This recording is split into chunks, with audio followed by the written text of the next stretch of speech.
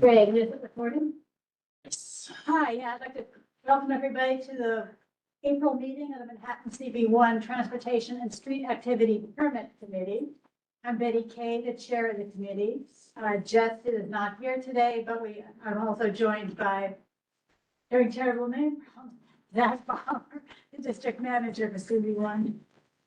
And I'd like to start off, we have a short agenda tonight, but we have 3 activity permits to go for. And we'll start with the first one with 2025 TD 5 Borough Bike Tour. Go to the next slide. You can see, in fact, Aldo isn't going to be on tonight, but I'm going to let Devin take over, introduce herself in the activity. And Devin, let me know if you want us to continue on with the slides, because I got them from Aldo and they are integrated. Great. Go to the next back and let Devin speak. Yeah, great. Thank you. Hi, everybody. Thanks for having us. My name is Devin. I'm the director of events here at Bike New York, and my colleague Jeremy is also on. Jeremy, I don't know if you want to introduce Yeah, yourself. thank you so much. Good evening, everybody. Jeremy Lockett here from Bike New York. I am the senior manager of community outreach as well as equity programs here at Bike New York. So good to be here. And I think I see some familiar faces from last year. Hi, everyone. Hello. Hello. Yeah, this should be your first slide. Great. Yes. Yeah. Go ahead, Jer. Yeah, happy to jump in. So I think many people know, and they know us by the 5 Borough Bike Tour, the 30,000 riders coming through New York City. Obviously, we closed down the 5 boroughs, allowing for car-free streets for this amazing ride. A lot of people don't realize that this ride is our biggest fundraiser. And I have the pleasure of representing Bike New York in the field in a lot of these programs, whether it's in the community, working with families, young people, adults, really all walks of life coming to Bike New York and supporting them and really sharing the love of biking. Um, Off the bat, I'll share with you, we do teach people all ages how to ride a bike. We have mastered the way of doing that, taking off those pedals, creating that trust with the balance, and having instructors just know how to do that. It's a pleasure. We teach thousands and thousands of people every year. And it also kind of flows into what we do more so at Bike New York and getting more people on bikes. So throughout the year, we are providing bike swaps. We are donating bikes. We're making sure families that can't afford a bike for their child that keeps on growing, that we provide them with a bigger bike so that they can continue to have a good, healthy, and fun experience while riding a bike. We also teach and have a workforce development program for those that are formerly incarcerated. It's called Bike Path, where we train those that have been through the criminal justice system. We have a pathway to employment with the city bikes you see zoom around New York City. So the bike share industry, of course, it's booming. Bike New York is definitely trying to keep up with that. We train those to go through our program to get jobs at City Bike to be bike mechanics. And so what we saw last year, we had 45 people go through our program, all become bike mechanics, earning a competitive wage of $25 an hour. And again, these are people that are formerly incarcerated, people where, as far as their first job, second job, doors are getting slammed in their faces. And coming back into a community, it's really important to find that job full time that pays well to get them off the ground. So it's a pleasure representing that program. But at the same time, we run programs pretty much back to back. We have young people coming to our space joining our Earn a Bike program, so it's a little different than our internships. But we have folks coming to us that have never picked up a wrench, that have never fixed a flat tire, being able to understand the anatomy of a bike and falling in love with it. And so these folks, these young people, get to keep that bike at the end of our 6-week program, and they've also been able to experience what it's like to be a mechanic at a I would say entry level position. And so it's a great position for anyone, young person coming to our program to get that experience. And so those 2 programs are actually running simultaneously right now. And again, we continue to, as the season gets warmer, we will be in every single borough supporting folks. So whether it's a school system or a community that may need us, we're happy to pitch in. But our programs are for New York City, and we're happy to be here. So I'm here to answer questions about it. It's definitely one of the biggest reasons why I'm at Bike New York is just get more people on bikes safely and advocate for that here. So definitely a pleasure speaking about that. But as far as the tour, Devin's going to lead you through some of our slides, and we definitely miss Aldo, but he's also on the team of making sure this event is as smooth as it always is. So thank you so much, everybody. Thank you. Just let us know if you want the slides changed, and Zach can do that. Devin, you're muted. Thank you. Don't mind Sorry, going I to the forgot next about slide. that. Thanks, Jeremy. And just to echo what Jeremy said, everybody, thank you so much for hosting us and for hosting our start line for the past, I think, pretty much 47 years. We appreciate, we know it's a big impact on the community. So we're just going to take you through some of the highlights of this Community Board 1 area tonight. Not too many changes, so we're going to go ahead and get right into it. So the tour obviously coming up in just about a month, Sunday, May 4th. And if you want to go ahead to the next slide, we opened registration a few months back, and we have our cap is still 32,000 riders. We're just about there, so excited to have a full ridership this year. About 800 plus volunteers. They're still in the process of signing up. Over 70 charity organizations taking part in our charity rider program, which is great. So lots of different folks there from all different types of organizations. And we have a representation from all 50 states and 29 countries, which is very exciting. Next slide. So the biggest impact, of course, for you all is our start area, which is where we really see a critical mass of all 30,000 people kind of joining together before they head out onto the route. So no big changes here. Pretty much the status quo from what you guys have seen in the past and know from the past. Obviously, the start corrals and the start corrals and start corridor itself still extend from Church and Franklin all the way down Church to the Battery. But this area that you see right here, Church and Franklin, is really the start line proper. It's kind of where we have the most like hub of activity in one spot. So the VIP breakfast is just north of there on Church by Canal, and the charity breakfast area is on Worth Street. And you could see the kind of the start of wave 1 there. And this is where the stage is focused, the start arch is focused, and the stage programming in the morning. So no real changes here. On the next slide, where we did make some tweaks this year, it's really just operational tweaks. The overall timeline from when people are at the start line and leaving the start line is still the same. We just got rid of the last wave and let wave 1 and wave 2 gave them a little more time to exit the start line. But overall, people are still starting at 7:30, and the last riders start at 10:30 with the start line clear of Lower Manhattan by 11 a.m. So you can see the 5 waves here. And we have some new wave entry points this year, just some tweaks since we made wave 1 and wave 2 a little bigger, but no major changes here, just a few operational tweaks. On the next slide, I know this is the speaker placement and the noise in the morning has always been a concern, and we've done a lot to mitigate this over the past, and I think we've got it in a good place. So this plan is exactly the same as it was last year. You can see those little yellow circles are the speakers on the street. So we've done, I think we've done better in the past years of keeping the volume low in the morning until it gets a little bit later, and reducing the amount of speakers that we've had overall. So this plan is the same as it's been the past 2 years. The one change that we did have last year, and I think we spoke about this, I think last year when we presented to everyone here, we were looking for a new location for the bike rental pickup, and we were considering Old Slip for a little bit. And we actually wound up last year moving the bike rental pickup to Broad Street. The recommendation of DOT and NYPD because it's a pretty wide street. And this worked out pretty well for us last year. So we're going to go ahead and be back at this location this year. The bike rental pickup is sort of a larger operation happening at the start line all the way downtown because we do rent anywhere from 2,000 to 3,000 bikes.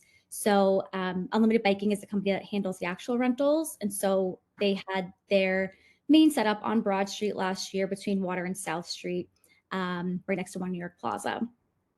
So they were able to do this pretty effectively last year.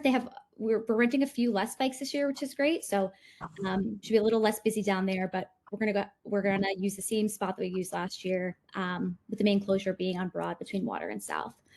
There was just some parking on Water Street between Broad and Whitehall, and then a small little pickup section just north of there between Water and Pearl. This is just for reference for anyone here. I know mostly everyone here is concerned about the start line, but you could see after the start line, the route heads north up 6th Avenue into the park, and then of course through the boroughs over 5 bridges. So no route changes overall here either.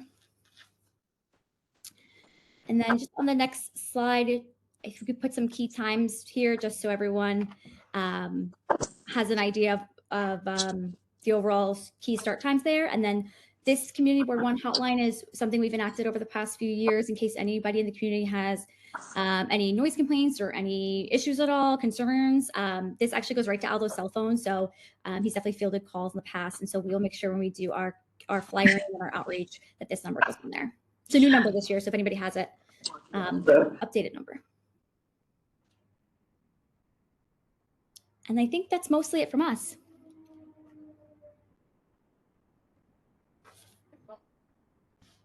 And as you promised, there are very few changes, but does anyone here have questions? And Zach, could you tell us, were there any complaints last year of? I didn't have any reported. Yeah, I didn't certainly hear any either. There was improvement to last year than the previous years, which directly affected people where I live. And so I will say there was improvement. That's great. Thank you. Alice? I wanted to use this opportunity and thank you, Betty. Aldo, you may have received, He's not here. oh, sorry, Devin, right? Devin, excuse me. You may have received my email with my hat on as the chair of a new not-for-profit called the Friends of Barnett Newman Triangle.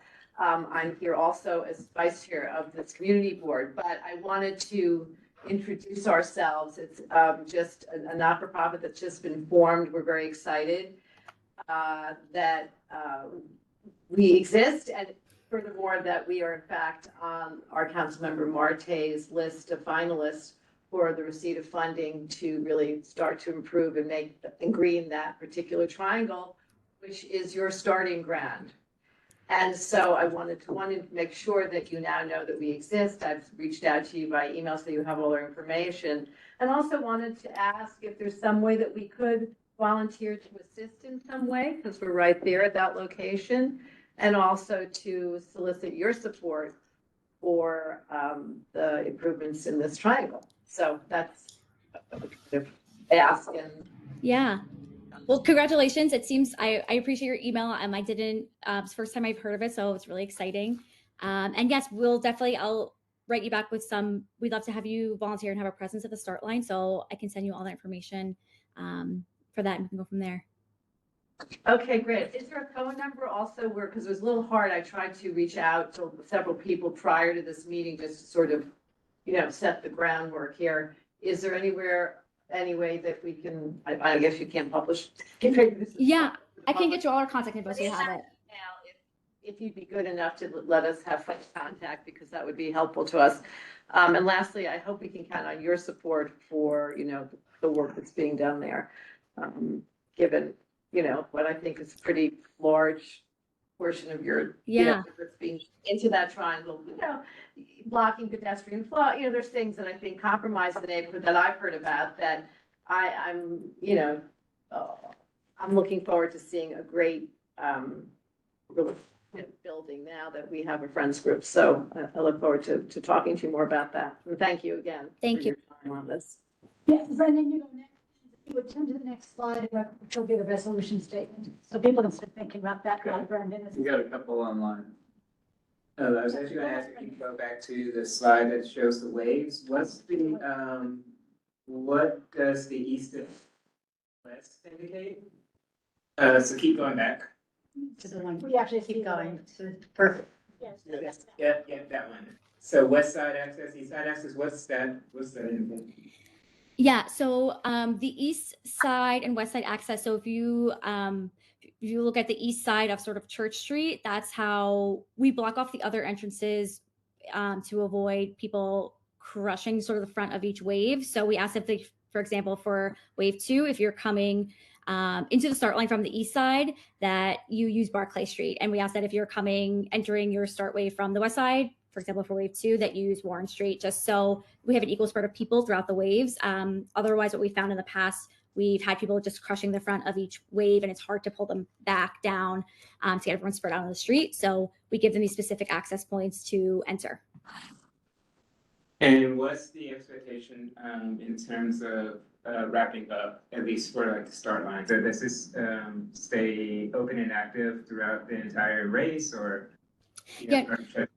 Yeah, so it's really, as waves leave, so as wave 1 leaves, wave 2 moves up to where wave 1 used to be. So we slowly start from all the way in the south, kind of closing up shop. So taking the barricades off the street, cleaning anything that's there. If there's any equipment like tables, tents, putting that back into our trucks. And so we're really clear of the whole start line, pretty much just after 10:30, and really by 11 o'clock, all of Church Street's kind of clear, and we're just picking up some of the stuff we have in the bigger areas like the VIP breakfast and things like that. But we're off of Church Street by 11. And last question, do you, or have you in the past, or could you maybe, put up signs ahead of time to kind of let the community know that, you know, this event is coming? Just to kind of give, I mean, I know you all have gotten better about noise, on an early Saturday morning, but just to kind of give them that heads up that it's going to happen.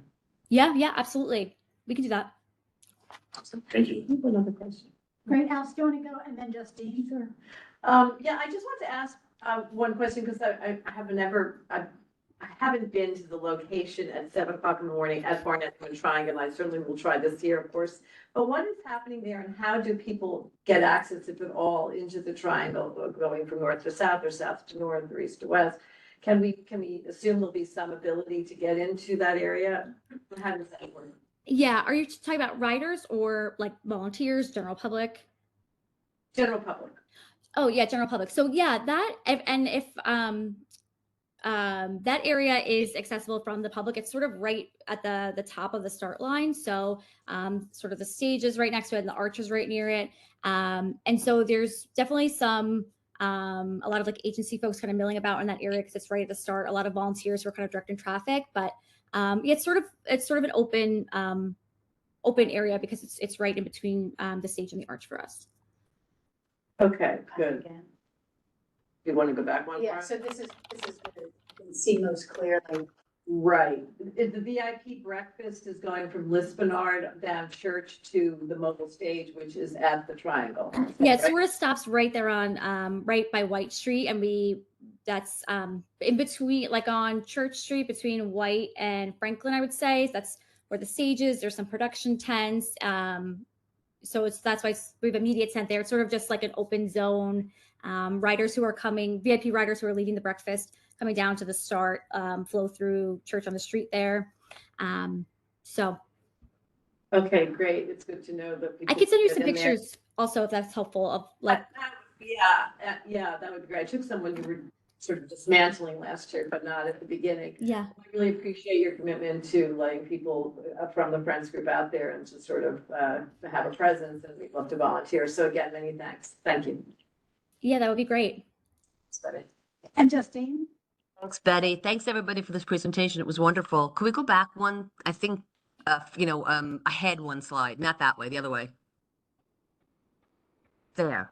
So I look and I'm noticing on wave 5, you're having people access from the west side on Battery Place and the east side on Morris Street. So for wave 5, have you spoken with and discussed with the Battery Park City Authority what, if anything, is going to be barriers to your milling about because of the construction that's going on there and the stuff that's up? So you're aware and you know what's happening? Yep. Yeah. People don't really take the sidewalk for Battery Place, so they're on like the north side of the sidewalk to come in. So it's been okay. The past few years, I haven't been down there. I maybe in a few weeks. So I don't know if anything major has popped up, but Construction that's there in Wagner Park, so it has blocked the roads. So the roads are blocked, is my point, to some degree. And certainly the sidewalks and there's access. So I believe there was construction last year too, but I'm not, right, Alice? There was construction last year, so you should know. But I don't know where you started last year. yeah, we used the same access point last year. We also work with PD in the morning. They will help us barricade like a lane for people to sort of get in and to keep them. They try to keep traffic open on Battery going the other way. So we'll work with them on that again this year. But it's mostly, I would say, for wave 5 people coming in that way. We have a lot of people coming off the ferry, so they sort of filter up that way. Once again, that whole area is closed. Yeah. Okay, you know that. And you've spoken to all the folks, and I just thought you're aware. That's wonderful. Thank you. That's all I wanted to know. Thank you. Yeah. Great, thank you. I want to go to the question with the therefore be it resolved statement. What I do is make a few modifications on last year. Very few. Sure, you have one member from the public. Oh, I looked at the name, you've got a call on. Mary, do you want to speak? Can you hear me? Yes. Okay. The question I have is, does the 5-borough tour include e-bikes? Yes, class 1 e-bikes. So just those, not class. I think they're pedal assist. So Yeah, no throttle. that's dangerous. You know, they go much faster than regular bikes. And I'm a member of the E-Vehicle Safety Alliance, and we have so many injuries that have been made by pedal assist city bikes.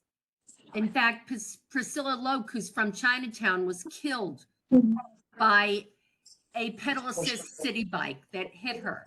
I'm just very concerned that this 5-borough tour is going to include bikes that go faster than normal bikes.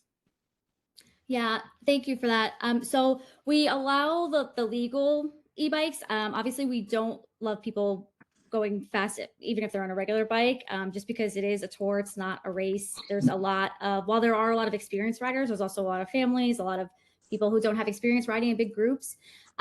We definitely have seen an increase in e-bikes over the past few years.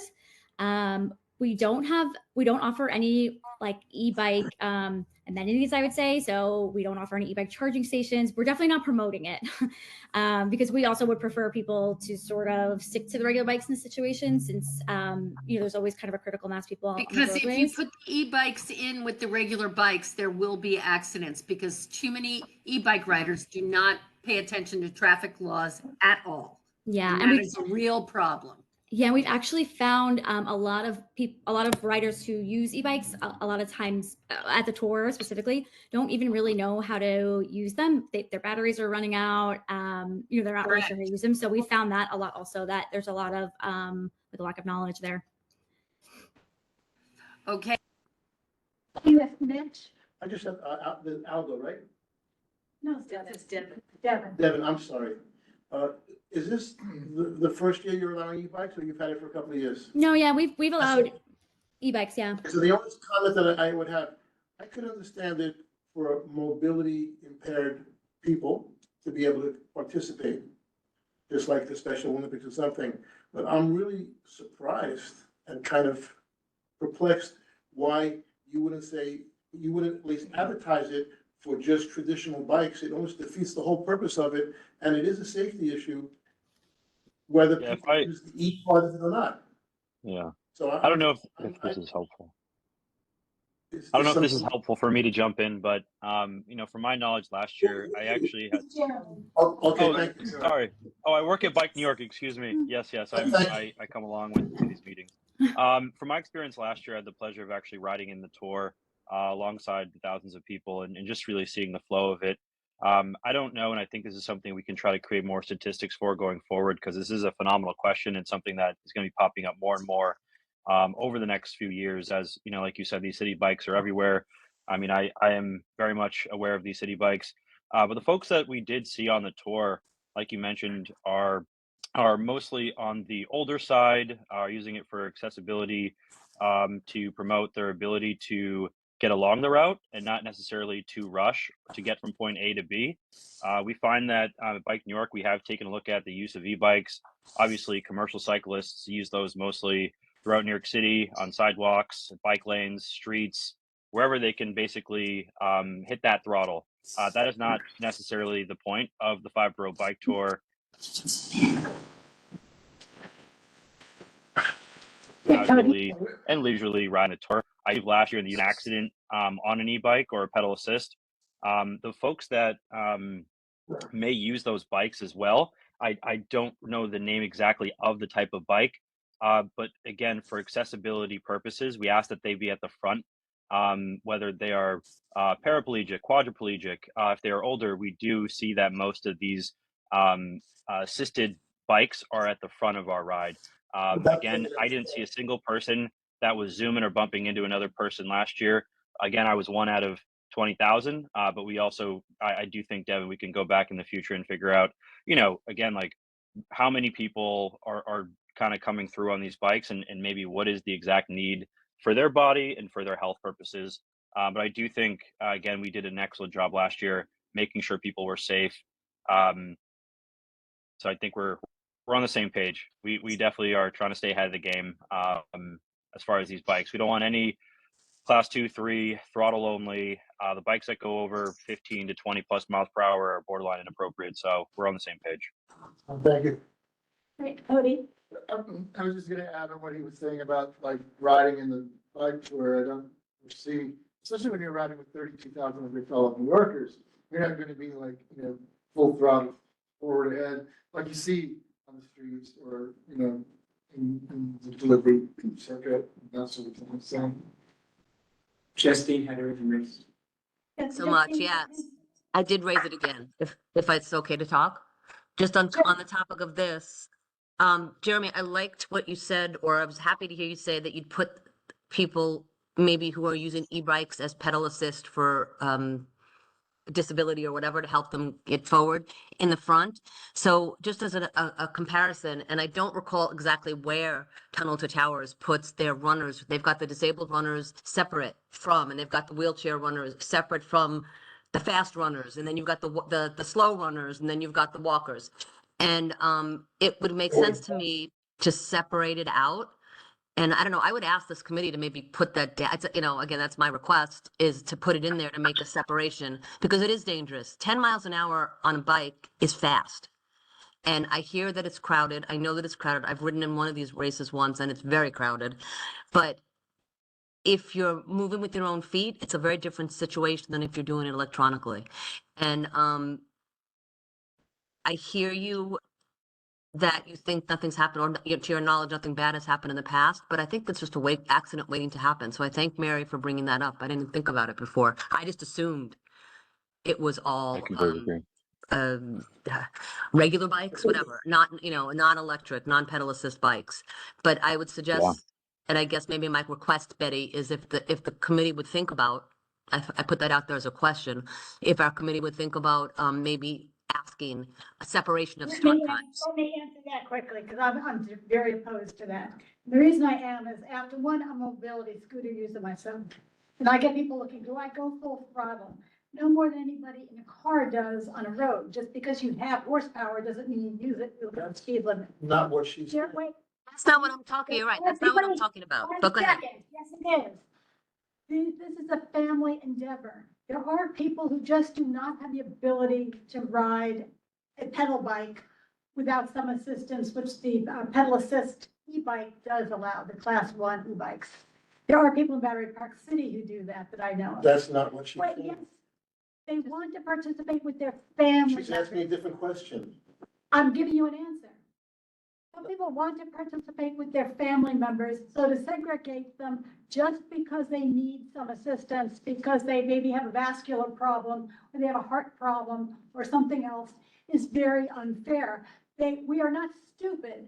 Just because our legs don't work very well, they can run the pace of everybody around them, That's, including their small.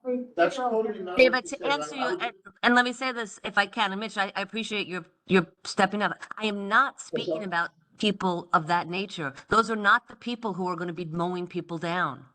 It is people who are able-bodied who are choosing to ride pedal assist bicycles that I'm concerned with. And I don't know how you separate that out. Because I hear you, that you're right. You raised such good points, Betty. And I'm not talking about someone like that. But I don't know how you separate it out. Can I make a comparison back to? I'm not so sure there's going to be a need, but I think, Jeremy, the advantages of you doing some of the research and looking into who these people are and what their needs are is an important one. Great. Can I make a suggestion about the analogy that Justine made about the marathon? I'm very familiar with that. So the elite runners go in the front. And then you have the next wave based on, the speed. Then you have the slower runners. And if I'm not mistaken, I think the people, you see a whole bunch of veterans that are from wounded warriors and people on mobility devices or those low flying, like the chair type bicycles, they're more in the back. Number two, I agree with your point that families should go together, Betty. So they're not allowed to go together. So the families would just go where in the third or fourth wave with the mobility devices, they're Right. precluded from doing that, but the mobility devices can't be going in the first or second wave because it could create other problems for maybe some bad actors going in there. And that's what Justine was, she wasn't saying not to have it, she was saying the way the New York Marathon has it, there's a system and which seems to be working for everybody. I see families going alongside. That's a race, not a Yeah. tour. That's exactly right. It's a race, not a tour. That's a very big difference. So, Okay, yes, so I'll finish. yeah, so I think that's the big differentiator here is that with the marathon, you have times that qualify and Yeah. that's how you determine waves. This is a nonprofit raising money to help I'm new for people. that, I'm for Right, no, that. so they don't want to make it into a race and by separating people out in that way based on time to completion might prompt But now people with to start technology, treating we've it never that dealt way. with e-bikes before, like, it's So- a different technology from what the motive was before. I get it. I see Justine's point, I do too. and it's not, I don't think it's a discriminatory point, the way you were responding to Betty, that Yeah. nobody's saying, obviously, you're one of the smartest people in the room, so nobody's saying that because your legs don't work, that the people are stupid. We're just trying, it was just a happy medium type of thing, that's Yeah. all. So, Well, I so think your speed, but Brendan, I Yeah, was- I think we're honestly over indexing on this. They said they've had this in the past. I'm indifferent to whether or not we want to have this in the resolution. But I want also to just kind of honestly do this. call the question. right, Yeah, it's all- we just finished. Yeah, so that's what I was gonna say. What I would like to request is that next year when we meet, they've been successful. They've had e-bikes incorporated for multiple years now. What Jeremy said I thought was important and will help us move along, which is bring data next year that says how many e-bike riders there were and like the numbers about any accidents or issues that occurred because of the variation of speed of riders. Yeah, I'd also like to add, and I know we're trying to wrap up quick. Unlike other rides, something we really champion at Bike New York, regardless of this tour and across the board, is the use of helmets in any type of moving bike. And that is so important, whether you're pedaling with your feet, your hands, or someone else is assisting you. Say if you're blind, we require every single individual, whether you're leading or behind the wheel, to have a helmet. And so that is something I never forget when we're on the tour or when we're working with young people. We have to remind people helmet, and safety. And so we do incorporate that. We have people along the route making sure of that. Even if you get too sweaty and hot, that helmet better be on or you're out. And so there are things that there are certain things that are just not allowed, obviously. And so I do think we need to look into how many e-bikes are being coming through, the class of those. But as far as the things that we can control, we're going to keep on doing that. And that's for sure helmets and the gear that we require coming through this ride. So yeah, I really appreciate hearing that question, and we're gonna kick that up. So thank you, everyone. Great, and let's look at where it was last year, because we have one addition to it that I know of, plus whatever you bring up. One is that we do the in general support approval for the activity for the 2025. Next, there was a whole list of things that they're compiled together as they were. So things that have been brought up, such as the flyers and communication in advance, the residential buildings, be given advance notice regarding the speakers and the event details, things that have been going along for multiple years successfully. But to that add that they also collect the data, as Jeremy just promised, that they will collect and bring data from the e-bike use. When they come back When they come back for in 2026. will be added to this. Alice? I'd like to ask the committee for one ad, which is to engage with the new not-for-profit, which is the Friends of Barnett Newman Triangle, so that it's on the docket here to understand that that's a new not-for-profit located directly at the site where I guess their major operation begins. So if we could make sure that we have that in, so it's showing that. Which we did last year for Bogardus. When they went through Bogardus, we asked that they coordinate with the Friends of Bogardus Garden. So just ask that they coordinate with the Friends of Barnett Newman Triangle to make sure that there's no, just to make, Make sure not, yeah, just just to to make. make, yeah, just to make sure that the community and that particular group is aware Right, and engaged. Engage and coordinate. yes, perfect, love it, thank you very much. Friends of, Friends but I just say, forget. Friends of Barnett Newman Triangle. Is that okay as a whereas statement? I prefer it and be it further resolved, just like all of these. I mean, I guess we should look at what you did for Bogartis last year, but I think It was only as a whereas. well, they've made this commitment to us and I think it should be, it's one of the many things that are noted. This is a little different in that where they're setting up the VIP breakfast seems to me to be right in the middle of Barnett Newman Triangle. Correct, it is, just as well before. Right. Which is different than Bogartis, which is, it was a wave of people transiting through. This is actually a displacement use of that. And it'll become a little bit potentially problematic when we begin, if we do get lucky with Right, any they'll need funds. a permit and they'll need. We'll have anything more going on there next year. Okay, then there will be an addition put on here. Versus it being a separate, be it further resolved that it'll be included with these other things. Right. And again, this would be starting in 2026. Correct. No, it engaged now. No, they said they would engage. Yes, Yeah. so it goes on No, this. That's fine. Well, it was gonna go on this no matter what. Yeah. But, okay, so, Now going. you know, it's gonna be one additional, it will be in the whereas, but it will also be added to this statement. I want you to think about that when you're voting. Thank you. Call the question? But votes, Okay, and just vote online. any opposed? Any abstain? I abstain, Justine. Steve abstains. Any recusal? Right, everyone else votes in favor? And it passes. Thank Yes, thank you so much. Devin and Jeremy? Thank you. Thank you for Thank you, having everyone. us. Thank you so much. I have to go, but I want to, even though I don't have a vote, I'm supporting the commitment to the Twain Park. What, you Dinner know. on Dwayne. We know you're there in Yeah. spirit. Okay. Thank you. Oh, I have to go. Although everybody else I has have as well. a something, but thank you. Okay, well, I want to welcome Lisa then. Lisa Brooks to come and present. As soon as that is done tallying up these votes, be ashamed to not get them recorded after all that. Okay. And we'll get the slides moved.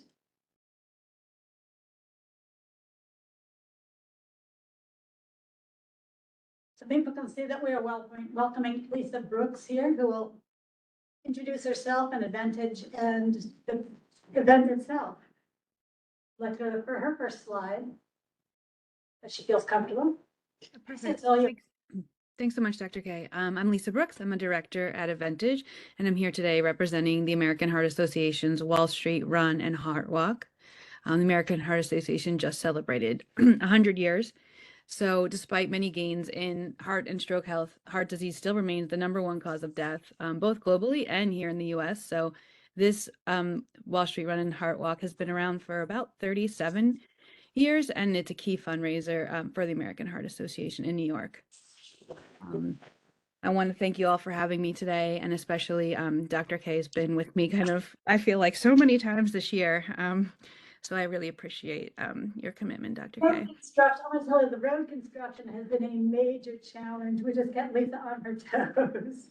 We've looked at so many sites as the construction moves around the area, so we have to cheer her for her perseverance on this one. I appreciate that. So on my first slide, I am showing the route map at this point. This is what we're going with for this year. We're not anticipating any changes from last year. So the route and the start line will remain the same. We're going to accommodate a little bit of construction within the start line. And this is generally the same route that we have been using prior to last year as well. I am aware there is construction on Water Street, on Battery Place, on Third Place. So this is a little bit subject to change depending if we need to move from Third Place, which we're talking with Nydia from Battery Park City later this week. But in general, we have 2 water stops. It's a 3-mile run and walk that welcomes about 10,000 New Yorkers to our streets. We can go to the next slide. The next slide is demonstrating our start line. This is at the intersection of Warren and Greenwich Street. We have 3 corrals for the runners and walkers, and we have a small stage. We have a inflatable arch, and we our aim here is to be in and out as quick as possible, as this is the largest impact to the street closures. Typically, these streets in this immediate intersection are shut down from 5 p.m. until around 8:30 p.m. And this is a Thursday night event. I'm trying to think if there's anything else I want to show you all on this map. Like I said, this has been pretty much the standing map since we started back again after COVID. We've been using this setup. Oh, Lisa, yeah, if you point out on that particular picture that Murray Street and West Street will remain open for people who are looking for access points. And But the Chambers part- Street. On Chambers Street, which is just north of this, is as well. Yeah, so Greenwich south of the start line, Murray, Chambers, and West Side Highway all remain open to get across town. And it follows the after-school pickup. Yeah, we've coordinated with Stuyvesant. I have to get my list, but Stuyvesant, the Manhattan Youth that's there, that school right on the corner, which at PS something that I'm 234. somewhere. Yes. 234. Okay. And the school itself hasn't had any issues. And then as far as Manhattan Youth, they have mostly pedestrian pickup, and they are aware of the event. They've never said they have any issue with it, and they appreciate us reaching out to let them know when it's happening. I want people to know that citywide planning was involved in this. That's why Lisa was cracking up about the meetings. There were so many meetings of people from so many agencies together talking about this. So many things were worked out in person and online. Yeah, kind of to that point, and just following with some of the feedback from this board, as well as with the mayor's office, we're enhancing our community outreach. This year, we're going to do 2 rounds of flyers, both 2 weeks before the event, as well as the week of the event. We've always done this direct business engagement, especially for those mostly impacted around the start line, and any other schools in kind of the larger area. We are later than most of the schools' typical dismissal, but if there's, like you said, the after school, we want them to be aware. But we work with the Whole Foods that's right in that area. There's a new hotel on Warren Street. All of the schools in that general vicinity provide them the event details, and then we usually follow up via phone and make sure they're aware. Like I said, we're going to be talking with Manhattan Youth. The Downtown Little League has games on the fields over on West Side Highway, across the West Side Highway. So making sure they're aware so they can get around. And then we've always welcomed, and we'll welcome again any other key civic or community organizations that anyone on this board wants to point us to. Our goal is to, we have a flyer. This year we're adding bus reroutes to the flyer. So we want to get the flyer out to everyone we can downtown to make them aware of the traffic implications so they can plan their day around that. We'll also be posting on the social media to announce any of the event details, to let people know it's coming, encourage people to participate. We'd love for folks to participate. It's a nice evening event, easy to do kind of right before dinner, and respond to any inquiries the community has through those social channels. And then we're also going to make sure on event, all of our staff are informed, especially, we interact directly with the community when we're at the start line specifically, and can encourage people to go to different locations for bus pickup. So there is a bus route that does run down Warren, but we've worked with MTA and those are being rerouted. Some are being terminated early and some are being rerouted, but we'll know that now because we've been in better contact with them. So we'll be able to have our staff tell folks where they can get the bus. And then on the next slide, this is our flyer. And actually I did get approval on this today from the MTA. And I know it's hard to see. There's a lot of information on the small map, but if you see the little MTAs, those are new additions this year that are indicating where routes are terminating or where routes are rerouting, or if there's a shuttle that's taking folks on the bus.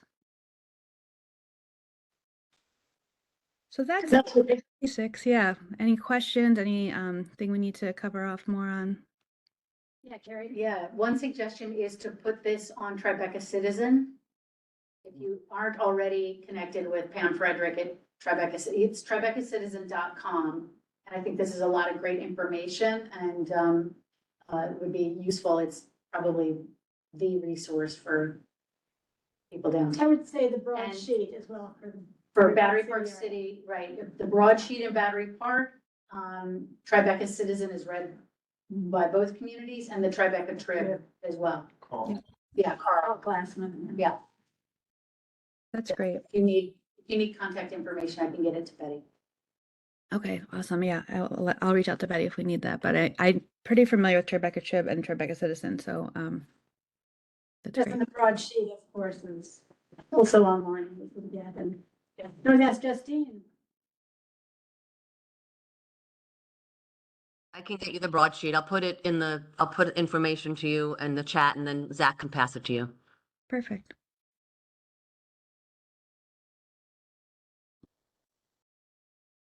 Wait, any other questions? Online? No, I don't see any hands online. I guess if anyone want to call a question, Call oh, the do price. you want to go to the next one, just so you can see what it was last year and therefore be it resolved. And again, this is all on this one slide, so you can see what it says. Are there any comments, changes you just suggest or other things? Second. Great, then if you'd like to take a vote, Zach? All in favor? Any abstain? As I pull this up, any recuse? Any No's, no's? Okay, motion Okay. passed. unanimously. Thank you, Lisa. Thank you, everyone. Yeah, look forward to have a great race. Yes, we're looking forward to it. Yeah, raise a lot of money. Now that the federal government looks like it's not going to be providing much for heart disease, Right? which is the #1 killer regardless of gender or race. It is. I mean, it's kind of equal opportunity kill you, which is, we rely on this. And it's people really from our district that are a lot of the fundraisers as well. So it is a very invested group of people from the community. So thank you. We look forward to the race. Thank you very much. Oh, we wish you good weather. Okay. Moving right along. I'll say now, and I carry the floor is going to be yours as soon as we get the slide out for you. If you can position near the hall so that you can here. I was going to say, you can face or be next to Carrie on the clicker. Thank you. I think we need the slides up. Yep, you do. Well, I'm Carrie. I'm the other Carrie. When I run around with this one. So this is our Friends of Duane Park and let's see here. Oh, there we go. So we're a tiny little park in Tribeca and our mission is multifold. It's first of all, just to take care of the park and also engage the community around the park. And we do outreach and programming. We care for other parks in the neighborhood and trees in the neighborhood. So we've got a lot of things up our sleeve. We say that this is the first public parkland and there's a little bit of an arm wrestle. I think you told me about this with Bowling Green. They technically were public parkland first, but then they closed off as private for a little while. So we're the longest running public parkland in the city, which we're pretty proud of. The thing I'm here to talk with you about is our annual dinner, and this is the Dinner on Duane. We started this a few years ago to celebrate the 225th anniversary of the park. And we sell it out every year and it's become a big fundraiser for us. And we've got it slated this year for Sunday, September 14th. So I'm here representing the board and asking you for a resolution to support our application. Tell you a little bit more about it. We've got a few goals this year. The first one is just to raise awareness about one of our big projects, which is restoring the park to its original footprint. And the next one is just to continue to raise money for that project, but then also for the other things we do there at Duane Park. Like I said, it's on September 14th. There's free activities for the community in the afternoon. And then we do a ticketed dinner that evening with a reception and the dinner that you see there at the big table. We work really closely with local businesses. All 4 of these are either right there on the park or one of them, the flower shop, is a block up. So it's really a community event in all senses. We're just finalizing our restaurant partner. I don't want to say who it is quite yet because we don't have everything inked, but they're also a local neighborhood restaurant. Actually a new neighborhood restaurant that we're excited to introduce. We've confirmed these sponsors and we've just started with our sponsorship sales. Amy with Compass is coming back, and the other sponsors you can see there again, they're local and just really part of the neighborhood. We've got music, small amplification, oops. There we go.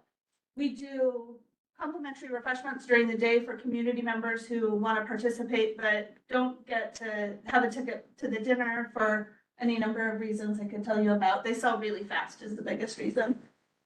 We talk about the restoration project, so we're also doing education on what we want to do there.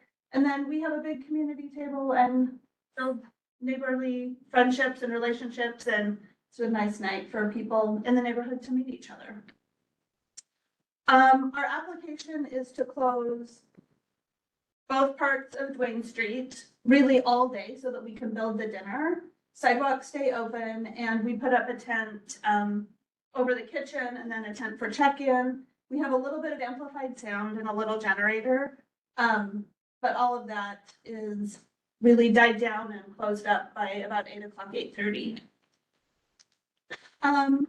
We've put in the same permit before. It remains unchanged. We close, like I said, both parts there of Duane Street. And we build a mobile kitchen down Staple Street and just serve from those 2 tents you can see there at the mouth of Staple Street.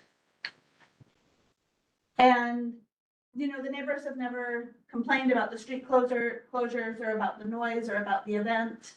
And with that, we're asking for you to give us a resolution supporting our permit. We've filed the permit or the application back in February. We'll put our permits in over the summer. Sound permit will do when the time is right. Generator permit, same thing. Dinner tickets are $500. They go on sale on the 1st of June, and everything we raise supports the park and our projects. So that's me. I'm Carrie. Bettina's the chair of the event, and you can reach us there, or happy to give you my phone number if you need anything. And with that, I will answer any questions. You can't ask her for your vote in exchange for tickets.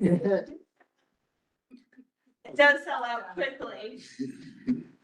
I'm supporting it, but I won't be having dinner there. This event, can we get a quick update on the restoration project? Yes. Can I assign that question to someone else? I mean, it's going slow Okay. Yeah. and it's going well. Are you on the Parks Committee as well? No. Okay, so we gave an update in January, and in the slide, because it's spring training, I said that we'd had fastballs and curveballs. Some of the fastballs are that, you know,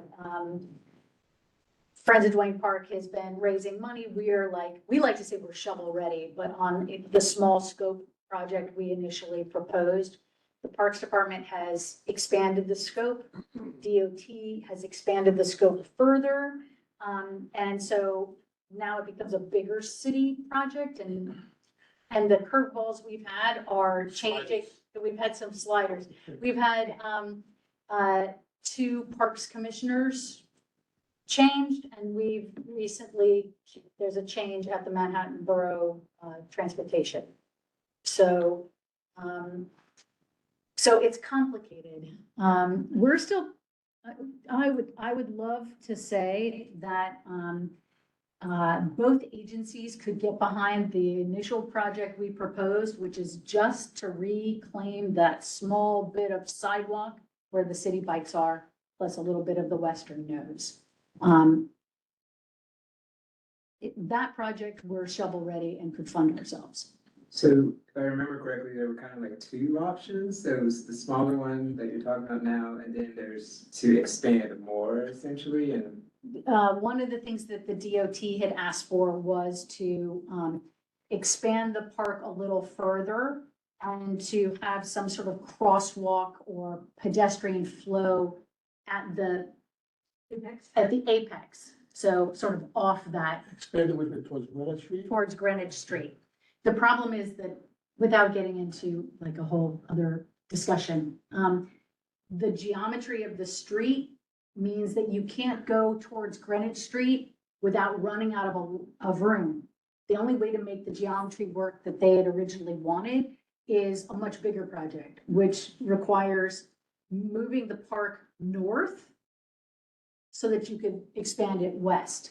You'd have to make that north sidewalk the greenery, and anyway, then you start getting away from the original point, which was to restore the historic footprint back to where it was deeded from Trinity Church to the city. So we're now trying to find that deed. If you extended it north, you'd be running into Hudson Street, right? No, because it's North Dwayne. Oh, I'm sorry. Yeah. Okay, I was doing. Yeah. Yes. So, or as my daughter says, the up and down streets, Yes. side to side streets. Your daughter's right. Yeah. So you're really doing like an investigation into the deed. So now, yeah, so where we are now is that we are trying to find the deed of the original historic footprint. And Where's that? if anybody wants to get involved, yes, join our focus group. We've got a team of people. That's so fascinating to me. Yeah, Trinity Church, there's a deed sometime around June of 1797. It's to honor James Dwayne, who's the city's first mayor. He passed away in March, and Trinity Church deeded this piece of property to the city of New York for use as a park. At least that's what the historians have written. Now we have to find the deed. And we have a copy somewhere underneath. It's not in like the records office or something? Oh, I've tried the records.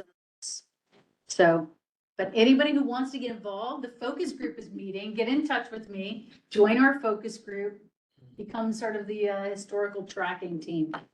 Anyway, so it's complicated. I'd like to say that, everybody is still on board, but the project has changed so much in scope that I fear we're losing that Would initial. it be easier to keep your original scope that, like, Yes. that you wanted? So then, where's the contention between the agencies of just not doing that simple, small thing that you originally proposed? Or that's kind of also a complicated thing? It's complicated. I mean, we're getting away from tonight's business, but Okay. I'm happy to chat with No, anybody. it's just curiosity, later. no, continue. Yeah, it's just moving, Check the correctness. just a lot of moving parts, a lot of different players, and a lot of scope creep. The original plan seemed to be. the Yes. best. I think it did.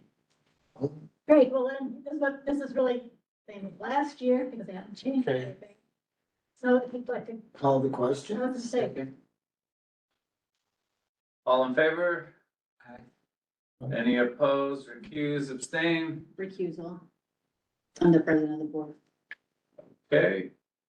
Motion passes. Let me just count the votes and then we'll move on.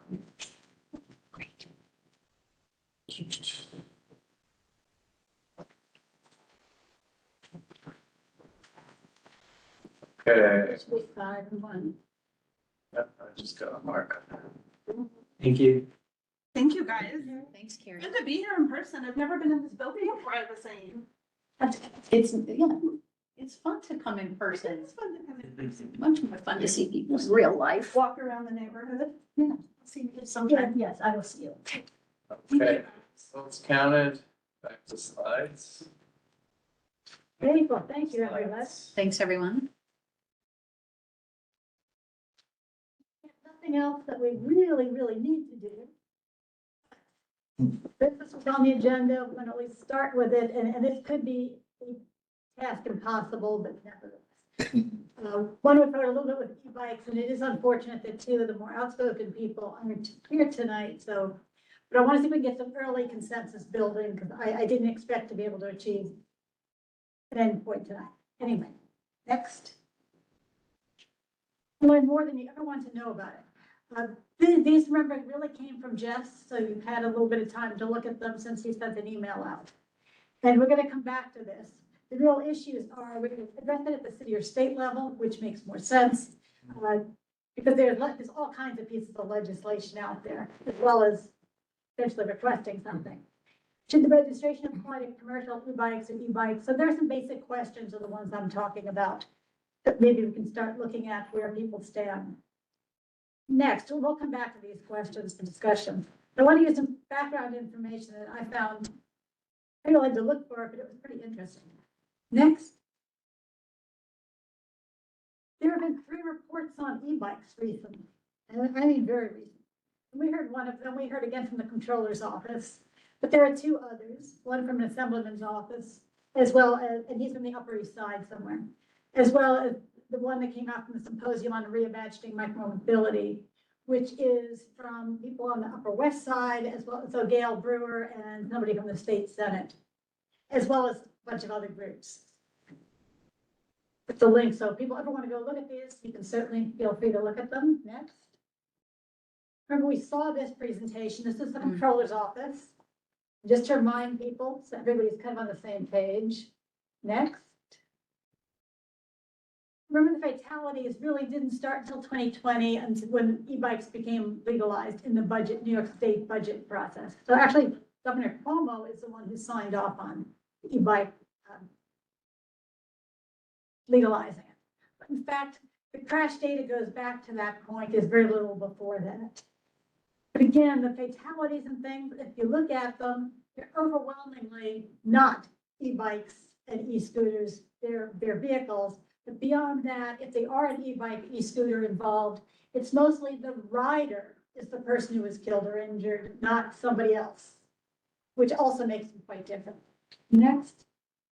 Yeah, so we saw that from a street safety perspective is a little bit twisted. Some of it is actually projecting the person on the e-bike, sometimes more than the others, which is why politicians are looking at some of the complexities of these things and make it, who are they protecting? Next. And they came up with a whole bunch of micromobility challenges, if you recall.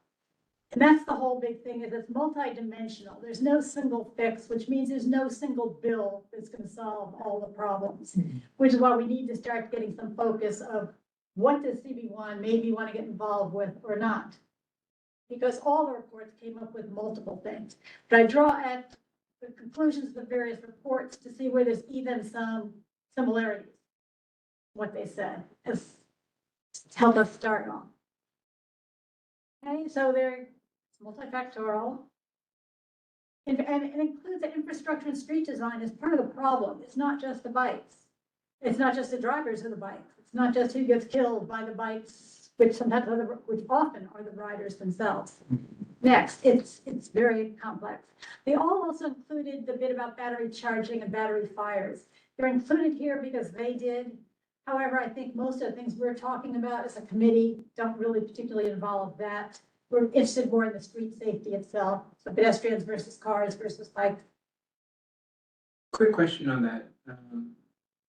Where are these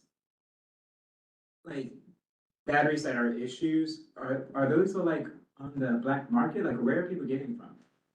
There's more details you ever want to know coming up, and you'll see where some of the problems can be focused on certain people. And the question is anybody doing anything about it, even though they know about it? And that's even more frightening. Put some of this whole thing in perspective. Right. I was shocked getting some of this stuff that I dug up. But anyway, and you can see, again, you see a lot of the same multifactorial issues coming up from this particular report, which was the one that Upper East West Side people came up with. You'll see a lot of similarities. Next, if you look at the report, it was the symposium report, they looked at delivery workers and residents and advocates and everyone as well, and they found that street infrastructure, again, is inadequate. It's one of the big problems. The algorithms for food delivery companies was agreed by everyone, so it's making the deliveristas rush too much. The delivery workers don't have access to safe batteries. Again, I think we can set some of that aside. Not that it's not a problem, but it's not so much a street issue. And delivery workers are subject to exploitative labor practices is also getting the attention of the legislators. So keep that in mind. Next, that was that symposium. And what they came up with was kind of interesting was some data itself, which is hard to come by.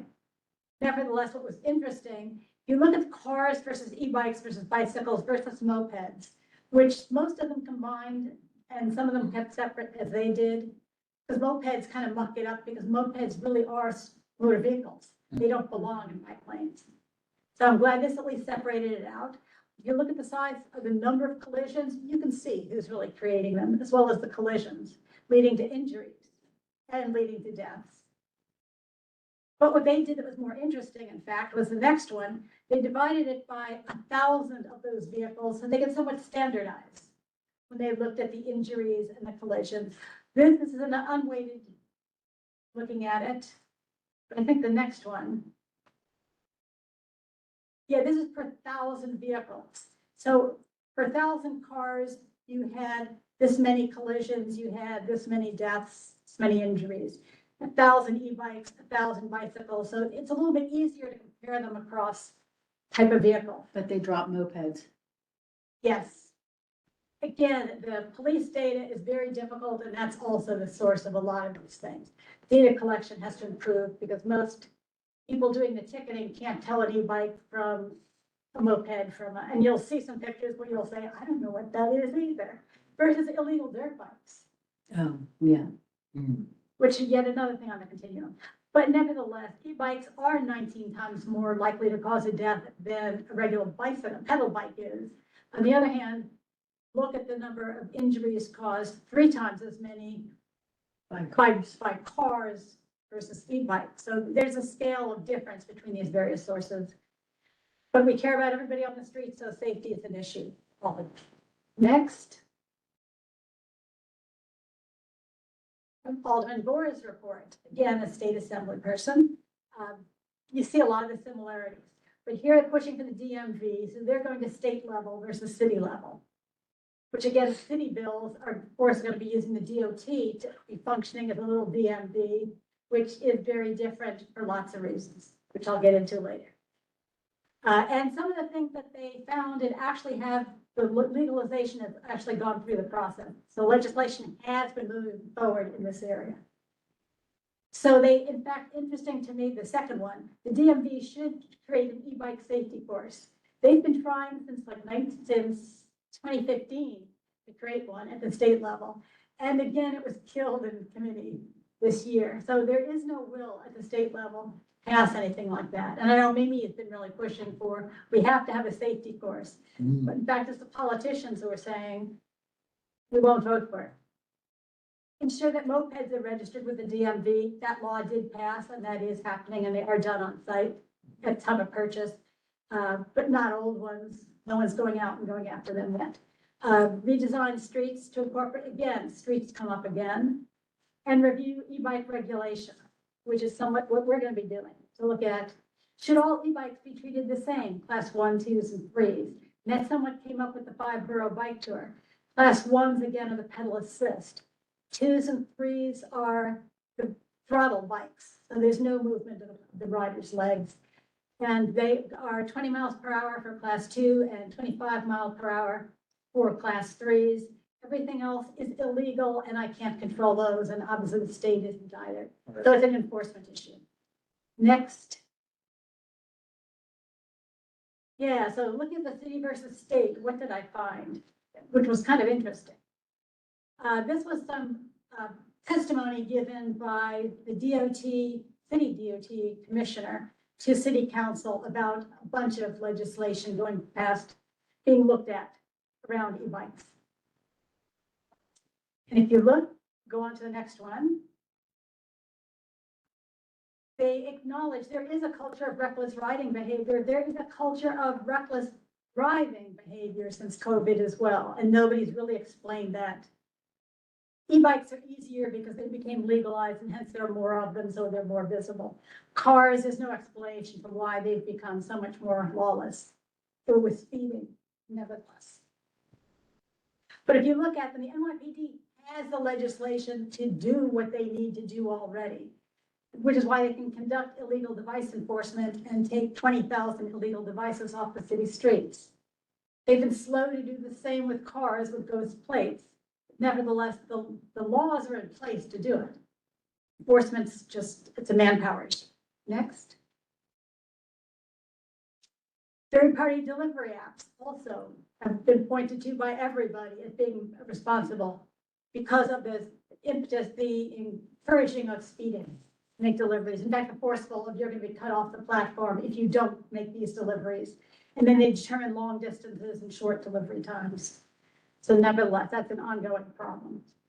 Which in fact, 606 is a city one, and that's, I know some people really favor it because they want to register all bikes, all e-bikes, not just commercial one, but it would be the DOT that would be managing it, and the DOT is against it, the NYPD is against it, the Department of Sanitation is against it, kind of everybody. So you wouldn't get a lot of cooperation from any of those people for enforcement purposes, unfortunately. Next, that's a city versus state issue. Also, the registration would lead to a focus on enforcement of delivery workers, which again, the DOT also is concerned about that. So the DOT is against 606, as are, like I said, virtually everybody else. They're saying the city is not the place to put this legislation. Next, and you'll get other reasons why the city is not the place. Issue with license plates on motor vehicles, because plates have been required, so we have a history record for what happens where they are required, and everybody knows they're required. Next, let's see how well it works for them. Why do we have an interagency task force looking at finding all these ghost cars and people who have defaced their plates? Why do we have the enactment of a new DOT rule saying you can't do anything that obscures your plate? Because we do need it. But look at the number of confiscations that were done of motor scooters as well as bikes as well as vehicles. But all these onslaughts are needed because people aren't using plates and they aren't using legal devices if plates aren't required. There are problems. So next, I'm giving you all the bad news, but the reality is, so what about hit and runs? People say, well, at least I could identify them and I could do something about it.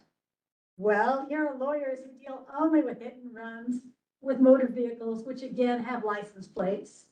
So it gets around that issue. And if you look at the numbers, 36,000 hit and run incidents in the city of New York, which rose to 46,000. I'm saying the streets are getting worse on all modes. Doesn't really matter which one. So it's also accident and property damage. 5,000 people were injured in hit and run accidents in 1 year. It was a lot of people with motor vehicles with plates on them. Next, so what did that mean? 9%. Authorities estimate around 9% of hit and run drivers are ever ticketed. In fact, it's been said that are even identified, which shows you that unfortunate license plates aren't the answer that a lot of people wish they would be, which is unfortunate, but next. So what about the DMV oversight? Again, the advantages of the state. I saw so much kind of bad news. Next. This is at least paid. The New York City DOT estimates they would need about $19 million to set up a registration program for e-bikes. And then, of course, there would be the annual cost of maintaining it and all the enforcement and other work they have to do, which is why they've said there's no way they'll get the manpower or the resources to do it. But here we have The state is saying that they don't think they're going to do City DOT. City DOT. They'd be happy for it to go to the state level, saying that the DMV already exists. They're already funded to do that kind of thing. Although bikes don't seem typical, simply because the state law, which was from the budget request, says that bikes are bikes and they are not motor vehicles.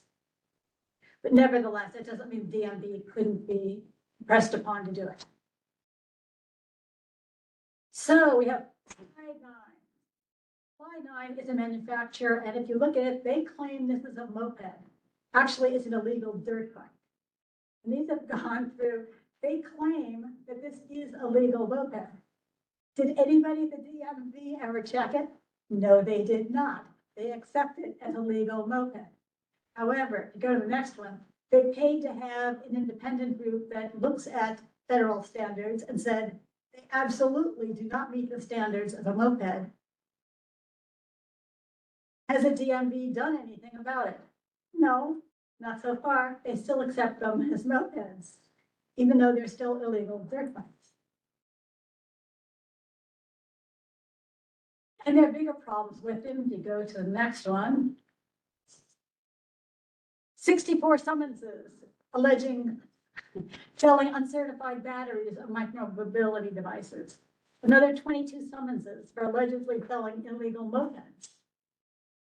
Nobody is doing anything. I mean, they're issuing all these summonses, but it's the status quo over and over again for this one company. This is just one bad actor bringing in illegal, and they bring in illegal e-bikes as well. I won't pick on just their mopeds, which are illegal, don't meet the specs, which is why you see these people claiming 30 and 40 mile per hour e-bikes.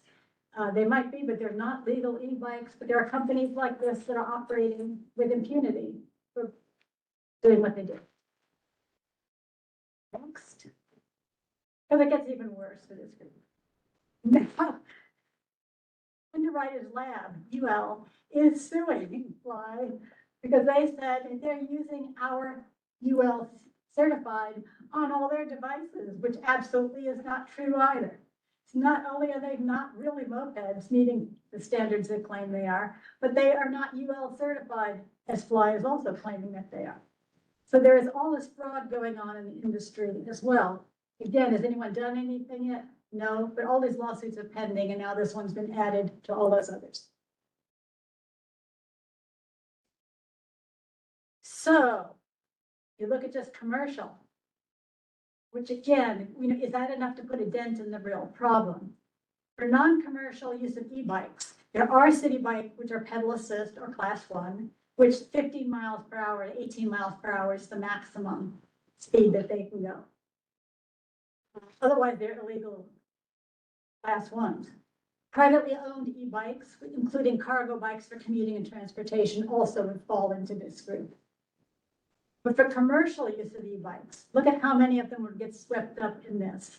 Deliveristas and other app-based deliveries on e-bikes, which includes all the delivery cart, Instacart, as well as all the Seamless and all the restaurants. I assume also you pick up the cannabis shops, because we keep asking them, are you gonna have deliveries? Or your restaurant have deliveries to your cannabis shop, you have deliveries to your liquor store. They all seem to have them. They would all be in this commercial use of e-bikes. Rental and tour companies. There are some who do the Brooklyn Bridge. There are also some around a lot of the parks, including Central Park. So you can rent or take a tour with those kinds of e-bikes as well. Those would be considered commercial as well. And you have all the commercial cargo bikes, as we saw with the Empire Clean Cities, talking about for the blue highways and all those, which a lot of businesses can also be using those and do use them.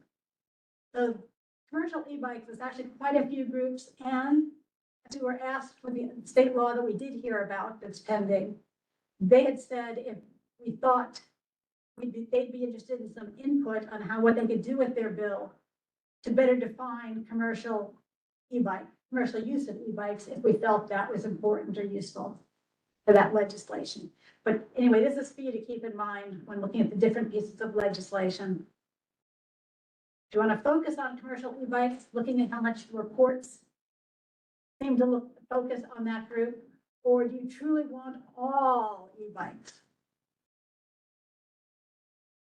Which would include all of these from both categories.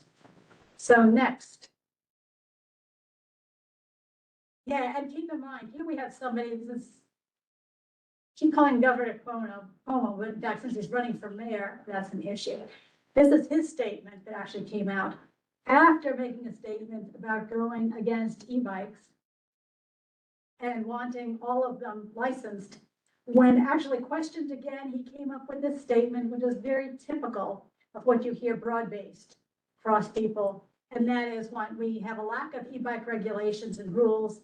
They are a dangerous, chaotic situation. Everyone agrees on all of that. The issue is, what do you do about it? And he wants sensible safety laws that protect pedestrians, discourage reckless riding behavior, and promote safe and accessible micromobility usage. Well, I think that's what we want to do too. The question is, how do you want to do it? Because you can see him, and most politicians won't come out and say how they want to do it. Right. The couple who are in the state legislature or the city legislature who have put forward bills, obviously they have. So I'd like a little bit of guidance from you, and what I can do for next month then is potentially look at some of the bills that might be of interest to you if you decide to even go that route. You might say, I think we should just stay out of all of this. You might say, here's what you're gonna say. Yes, put on the next one. That just remind me with questions where you can move those in. I'm sorry, what did you? You can speak, yeah, but even just a question I want people to eventually address. I just feel like, you know, a lot of the information that you shared was very, you know, enlightening. I think a lot of us are aware of it. The enforcement of such another registration, I think it's a joke. It would be, it's very, you know, it's just makes people feel good to suddenly say, oh, we're calming this chaos. We've been steeped in the chaos of automobiles for 60, 70 years. Even this past weekend or last week when, you know, a woman was driving with an expired license, why was she driving? Why was she not caught? You know, she killed 3 people. Severely injured the last child. Correct. I mean, it's like, you know, is this gonna make us feel better to, you know, because who's gonna enforce it? I think it's a dream to think that. And that's why I wanted to bring up some of the facts, so people can look at the realities of what the result is most likely to be. Does that mean it's futile? No, and I'm glad there's some lawmakers putting forward some laws, but the question is, do we want to deal with them, and what do people think? So I would like to go around of everyone's comment related to these particular questions. If you have any impressions at all about, would you rule out city versus state? Would you have any feeling about doing commercial versus all e-bikes? Looking at where the various politicians stand and where the legislation is. Rule out city, go with state, if any, with any legislation, any sort of. Okay, I would too.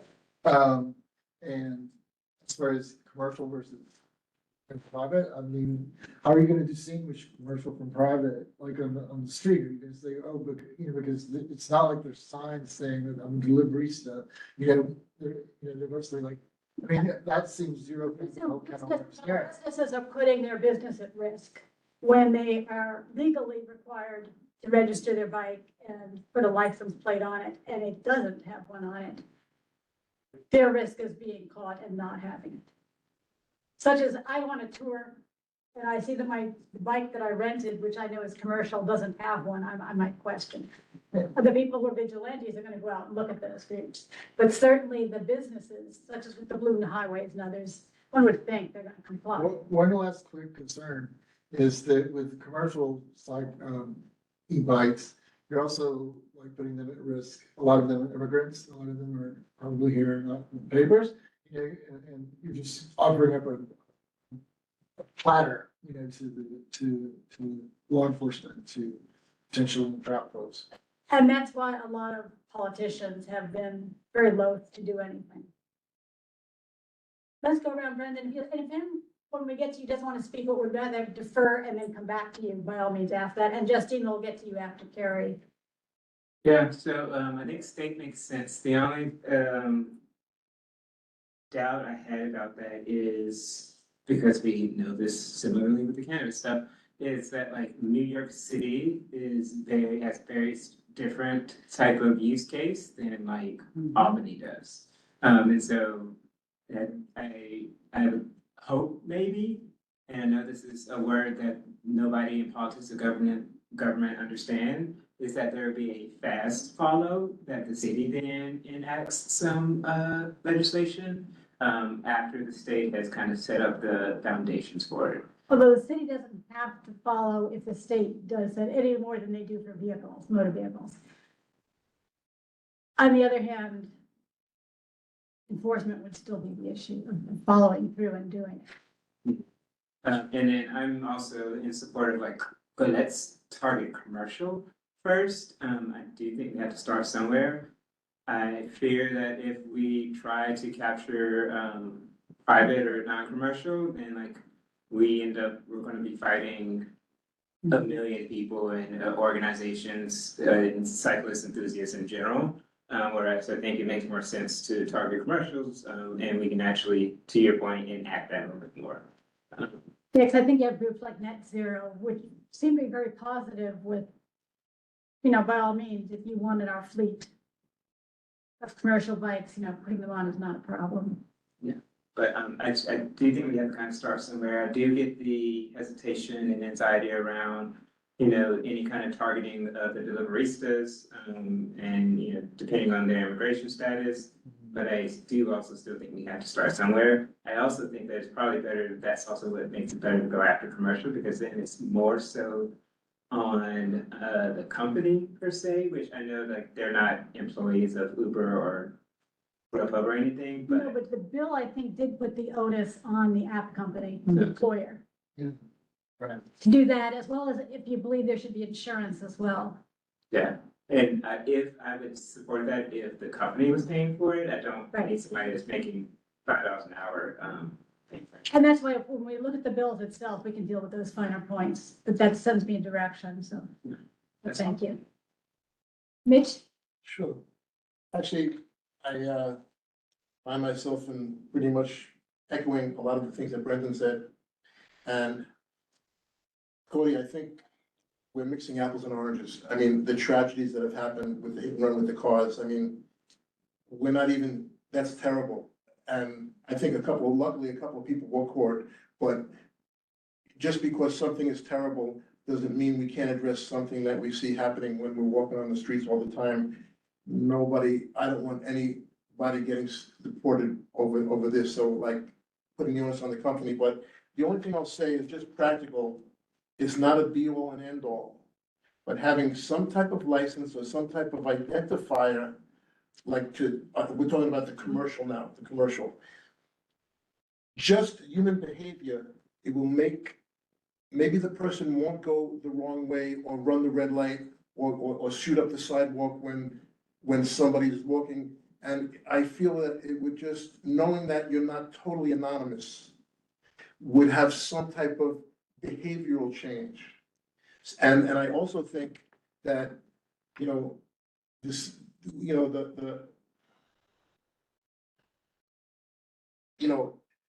it's with the deliveries, especially in like well-off neighborhoods, up west side of East Side, Tribeca, it's just different than rural New York State, or suburban New York State. So I would be in favor also, Brendan, that it's, I think it's more of a problem in the city than it is when we get upstate. And like I said, I don't want any person getting hurt, and the onus should be on the company.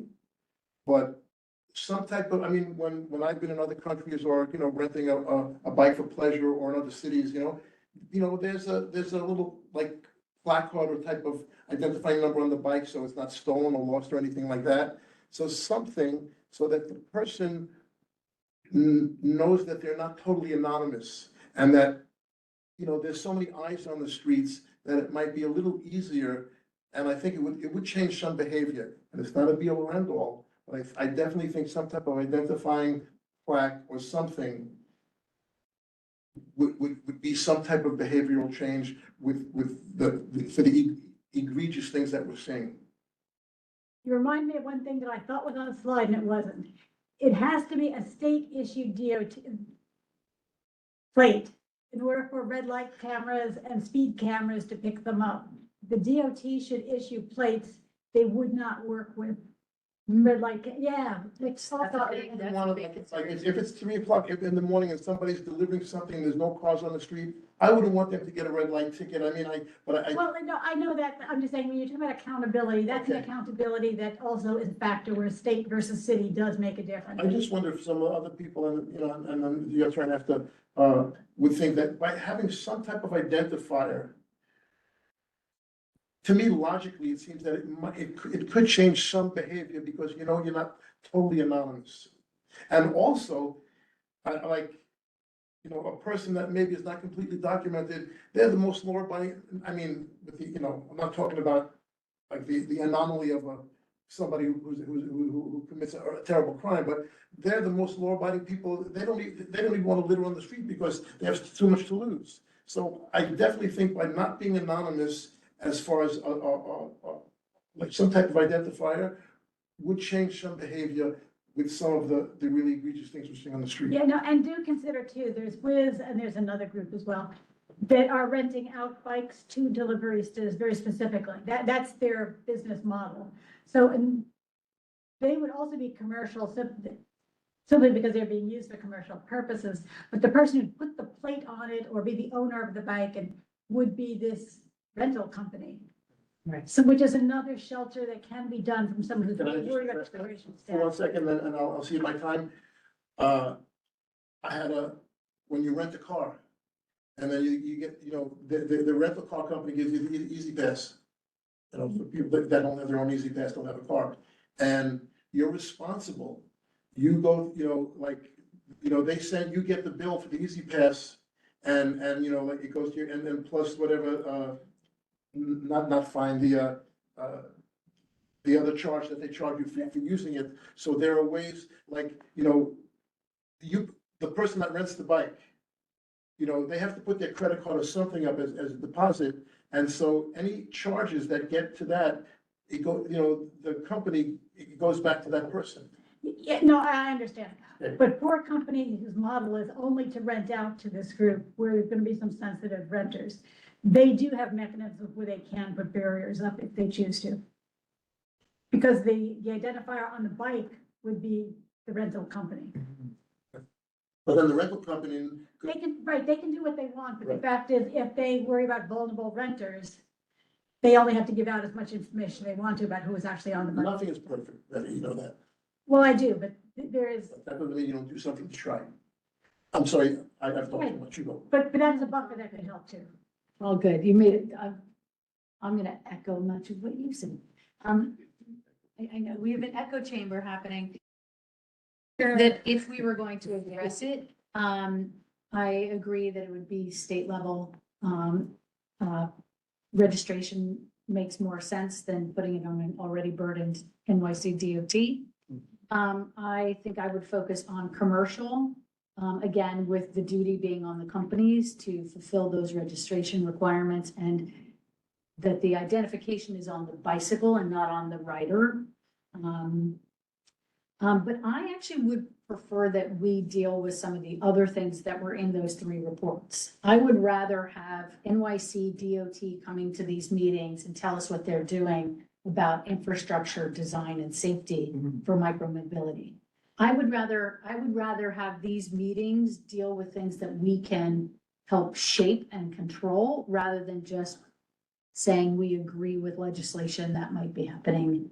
Great, because I have a piece of legislation for that too, which Oh, of course you do. Of course you do. Hopefully looking at that, and in I- fact, So I think that. we'll look at that as well next. Yeah, I'm just saying that I think that is, those kinds of discussions, I would feel more engaged in, and I tend to feel more hopeful about hyperlocal things despite the project at Twain Park taking 5 years.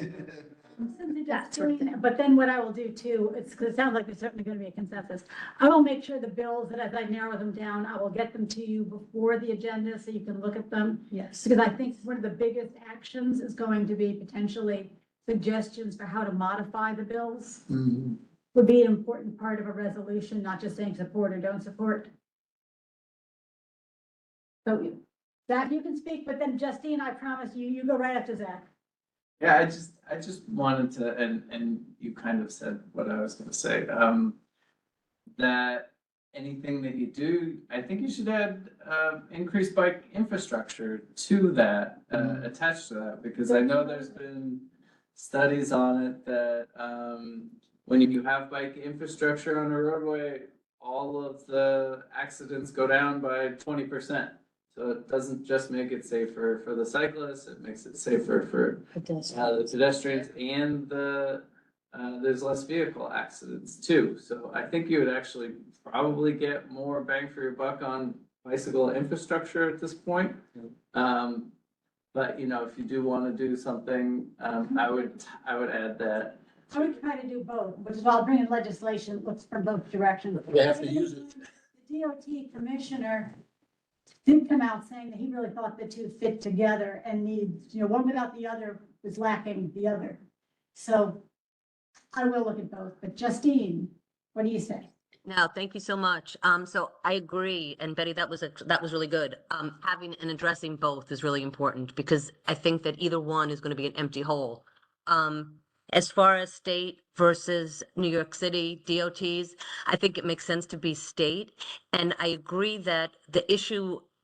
Our needs and problems in New York City, because the density is so different than what's going on in the suburbs and different than what's going on upstate. But there's ways that they address that in the legislation. They talk about, you know, this only applies to an area where more than 1 million people reside. So there's a way to make it specific to New York City.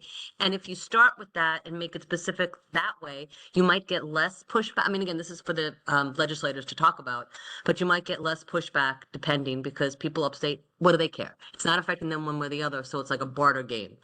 But so number one, yes, state, I support that.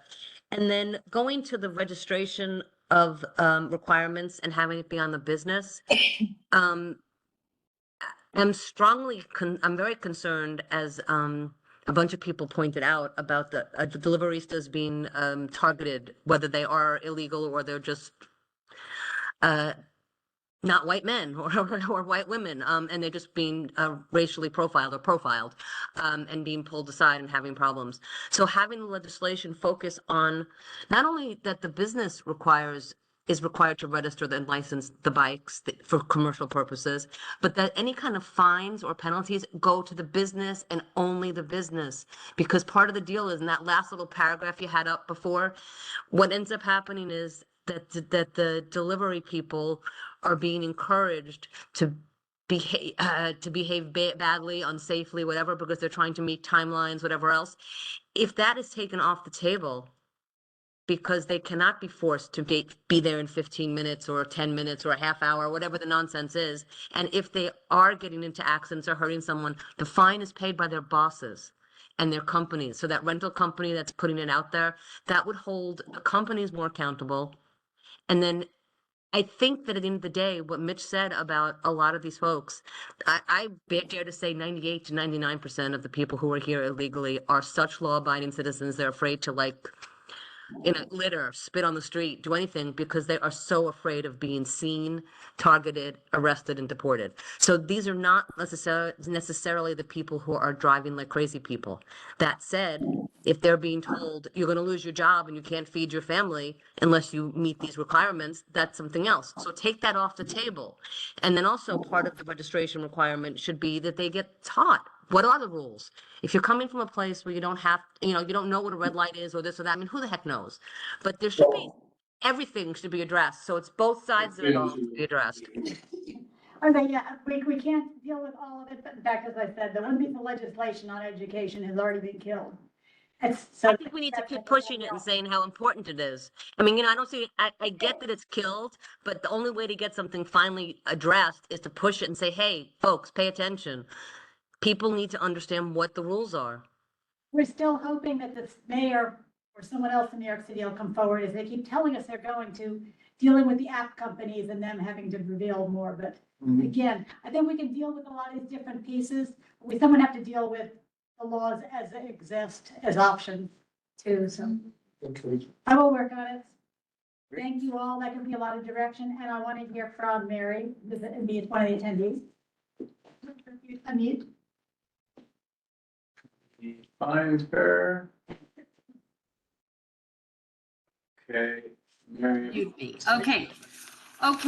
I I would like to say a few things because some of the statistics you have are completely incorrect. And the statistics on the e-bike accidents are totally wrong because only as of June 1st this year, on any police report, will it say have a tick mark for an e-vehicle.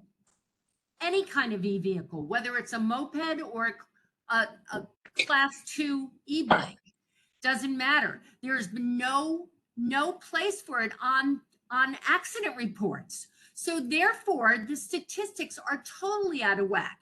Now, in our group in the E-Vehicle Safety Alliance, we have a doctor from St. Barnabas Hospital in the Bronx who says there are at least 200 accidents every single night with people being hit with e-bikes. Not only that, but we have over 1,000 members in our group. It's a grassroots group. We are not supported by anybody, but I will tell you that we have over 100 victims, and most of our victims, 90% of them, no police report was ever written. The e-bike person drove right away, did not stop, never got even a red light ticket, let alone an accident ticket. And if you go to the hospital first, and then you have to go back and figure out where was I hit, I have to go back to that police precinct, even though it could be that you just happen to be in the Times Square area, but you live in Washington Heights or whatever. You're not, these statistics are totally wrong. And the Department of Transportation in the city of New York doesn't care about this. I sat in City Hall in December and I testified. So that's item number one. The accident statistics are totally off. If you go to our website, you will see victim stories, and they are horrific. Just this past month, another man was killed in Brooklyn being hit by an e-bike. And my thing about this, I don't care whether it's cars or e-bikes. We have to have safety. Let's face it, more women die of heart disease than they die of breast cancer. But that doesn't mean we don't try and stop both. So we should do something about this. Now, currently in the state, there is a law right now, which may or may not be put into the state budget. I was just in Albany two weeks ago, and I met with the head of the Senate Transportation and the head of the Assembly Transportation. All right. The law is called Priscilla's Law. It's A339A/S2599. That would be the Assembly and the Senate law numbers. Requiring license plates and registrations for e-vehicles of any kind. And as a matter of fact, most of the accidents that have occurred have not been by deliveristas. They've been by the riders of the bikes that have been caught. Mary, sorry, I had to mute you because you were at time. It was Priscilla's Law is good to know. I'm glad she said that. The Priscilla's Law, I didn't know that, the name of that. Yeah, I'm aware of it. Okay, but everybody else isn't, Betty, so I'm saying it's good that we heard that part, at least, Right. Okay. instead of brushing it off. Thank you all, and I will put together something up to get to before the meeting, and at least we'll have a little bit of focus more for where to go next. Maybe you could give us a link to her website so we can see whatever data it is that she's compiled. Yeah, and that would be great. Zach, I just put a note to you in the chat. Can you, if Mary's still there, can you send it to her? You might want to. Yes. Great. Thank you all. Thank you. Thank you. To the end, I think a couple of things I'm supposed to tell people. Didn't we just find, are we still recording? Yes. Yes. Are we? We're gonna keep going, slides. Thank you. Keep going, keep going, keep going. Jumping place, yeah, the movement of the bridges, we're gonna hear about it executive committee, so if you're interested, I'm into that one later this year. Sorry, no, but just to let people know, if you're interested, public comment period is open until the 14th of this month. If you're concerned about it or for it. These are the New York City rules. Before you get it online. Next. So there are 4 things coming forward from the DOT for rule changes. This is to allow Right. Yes, on the traffic lights. So the mopeds on bridges, that's the traffic lanes, yes. It's to get them out of the bike lanes where they're gonna run them off. Jaywalking is also open for comments, as is, that's, the last one, sorry. Exclusive seating is gonna be the executive committee, so if you're interested in that. Exclusive seating? Bogartis Plaza does it already.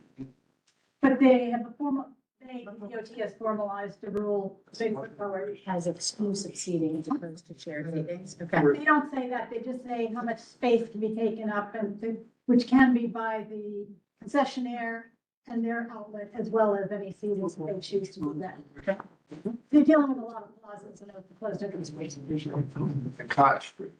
Next, yeah, you keep going for that. Hang on, let's get through that. Keep going. Yeah, they're updating kind of what's coming out, you keep going. The, Office of Citywide Events is putting out more information now about events such as for a bike tour and those, which hopefully this will keep evolving. Where people can get a lot of information by going online and getting alerts. A lot of information. Keep going. I think our leaving. Next. When's his last day, or was it the first? Kate, are you online? Yeah, I am. His last day was actually this past Friday.